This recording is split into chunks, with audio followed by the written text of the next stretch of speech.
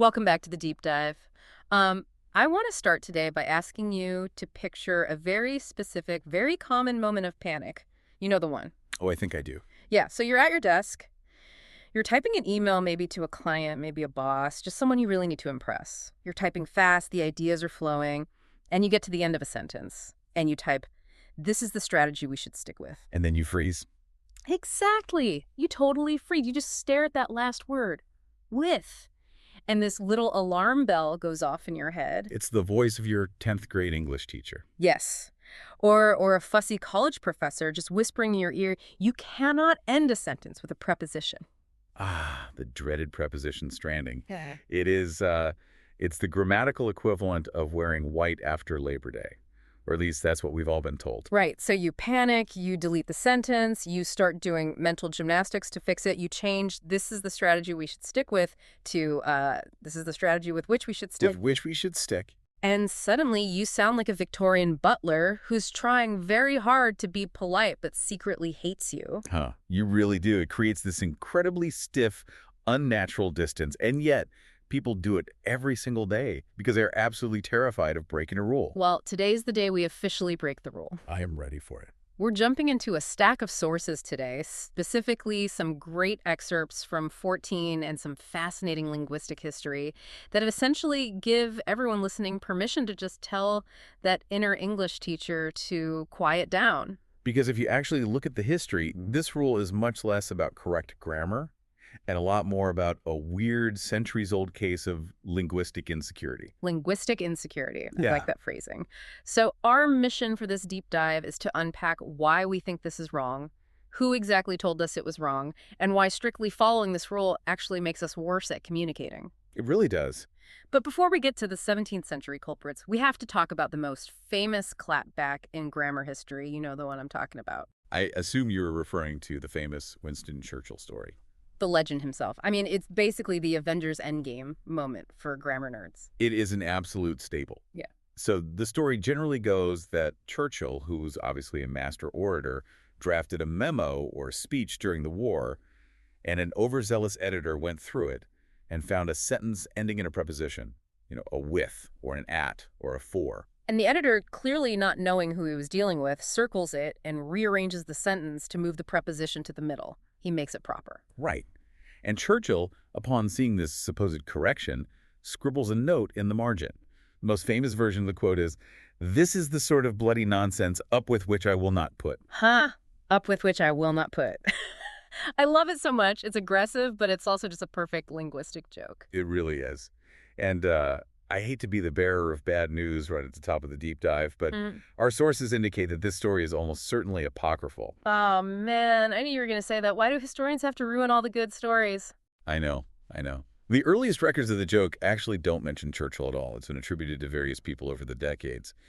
But, and this is the crucial part, the fact that Churchill likely didn't say it doesn't make the underlying point any less valid. Right, because the joke works regardless of who actually penned it. Let's actually dissect why it's so funny. Up with which I will not put.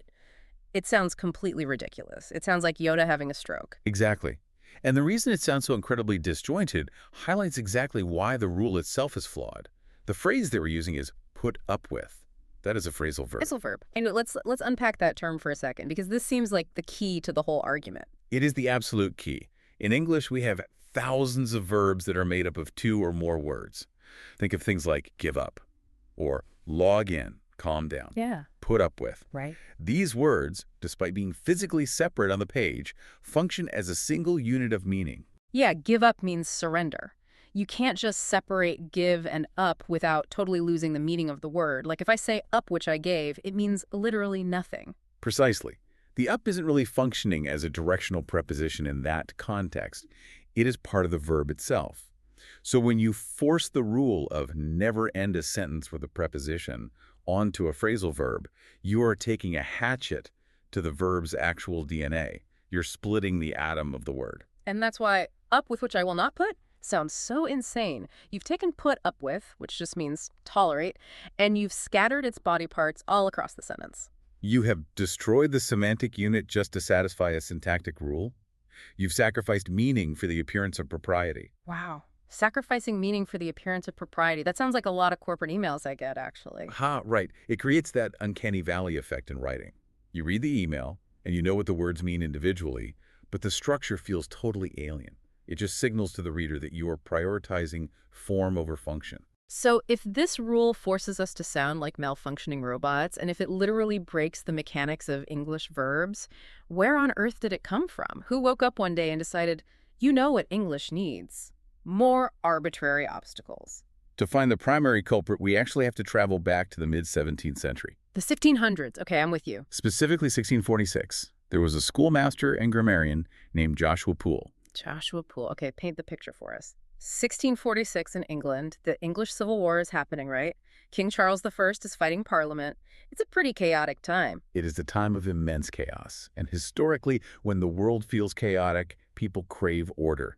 They want structure in any form they can get it. So Poole wrote a book called The English Accidents, and in it he argued that for language to be truly elegant, words should be placed in their natural order. Natural with two L's, I assume? Of course, two L's. Yeah. And to Poole, this natural order meant that the preposition must always precede or go before the noun it governs. Okay, so he's saying if I have a normal sentence like, what is he good for?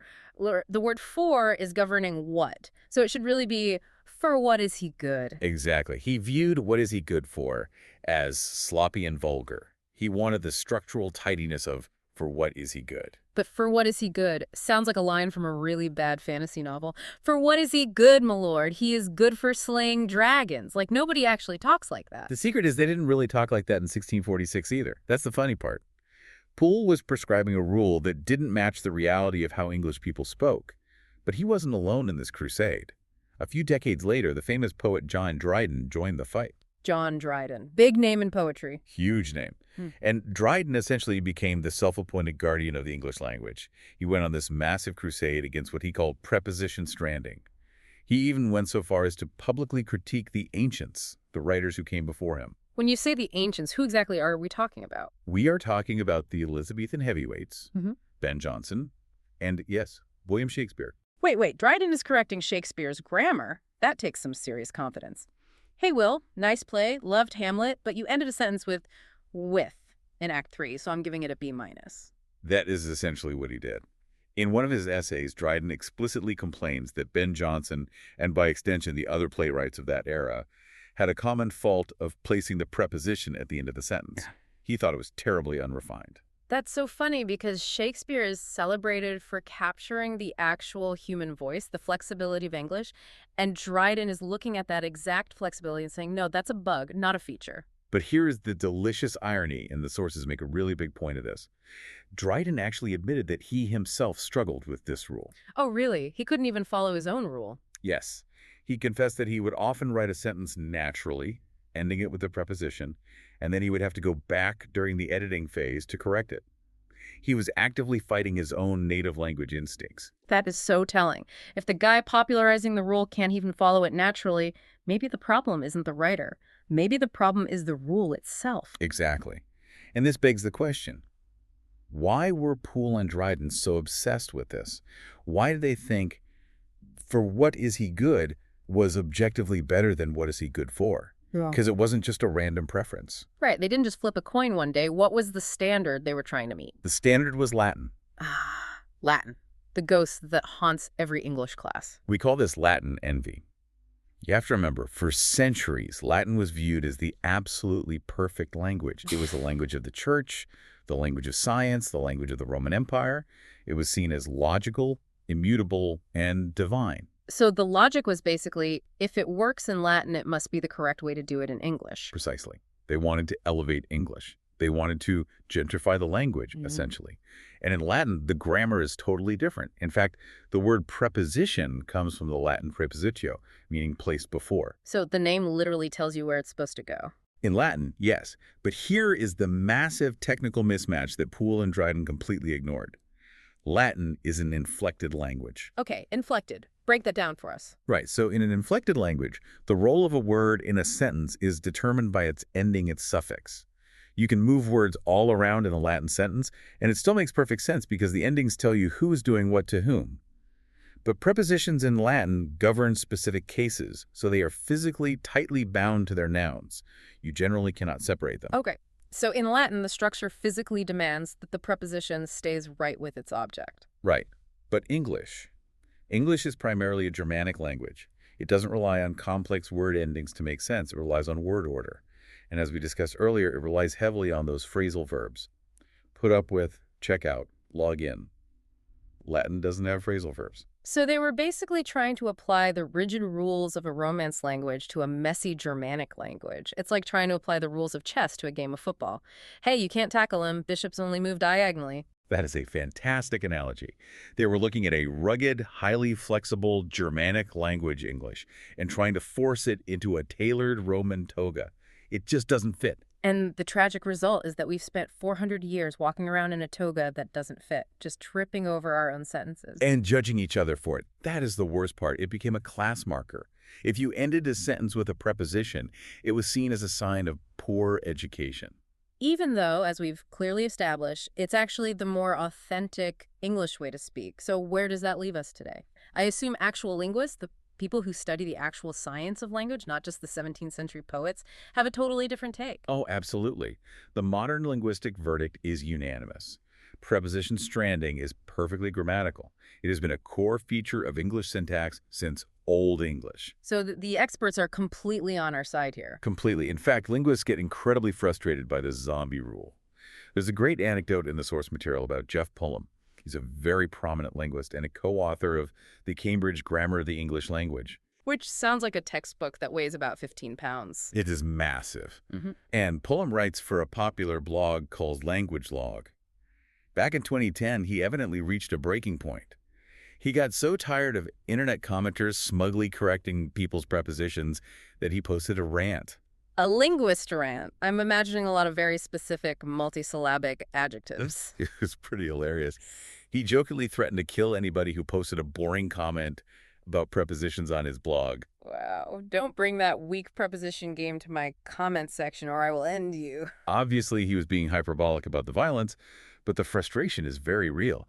Imagine being a biologist and having people constantly tell you that whales are fish just because a guy in 1646 said so. That is what it feels like for linguists. That really puts it in perspective. They know the science, they know the deep history, and yet they just have to sit back and watch us all anxiously rewriting our emails to please a ghost. It's the classic battle between prescriptivism and descriptivism. Prescriptivists, like Dryden, want to tell you how language should be, usually based on arbitrary rules or personal preference.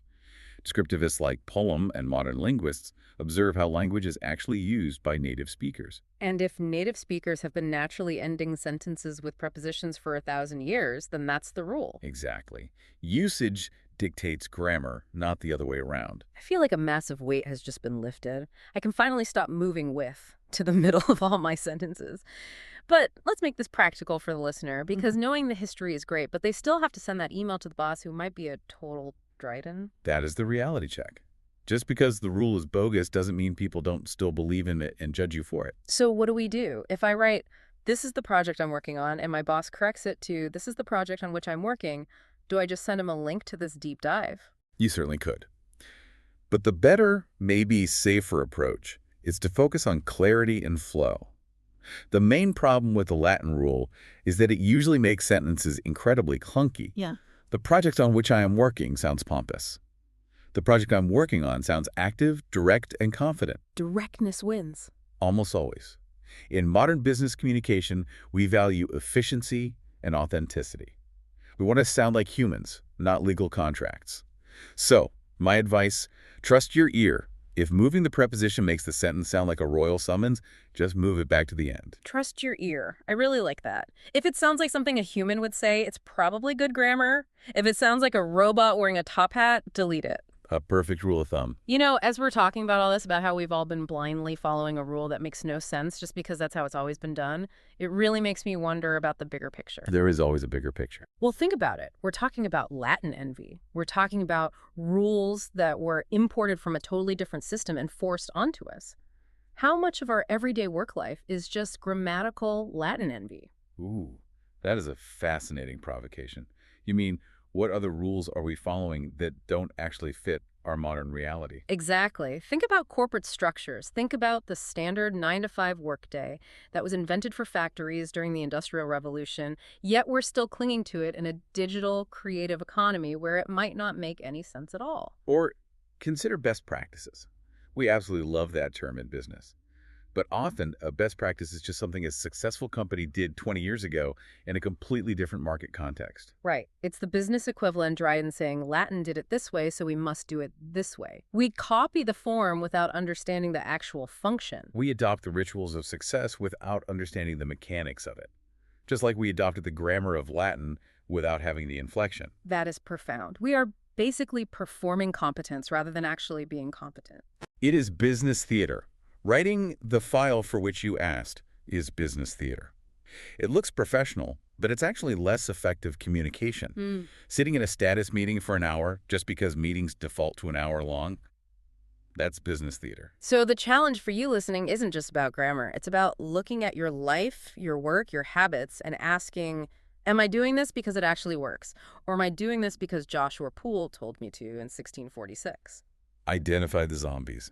Identify the rules that are dead but still walking around eating your brain. I love that. Kill the zombies. Strand the prepositions. And don't be afraid to split an infinitive while you are at it, but that is definitely a deep dive for another day. Oh, don't tease me. We will definitely save the infinitives for next time. Listeners, thank you so much for diving in with us today. Go forth, write those emails, and end your sentences however you please. Within reason. Within reason. See you next time.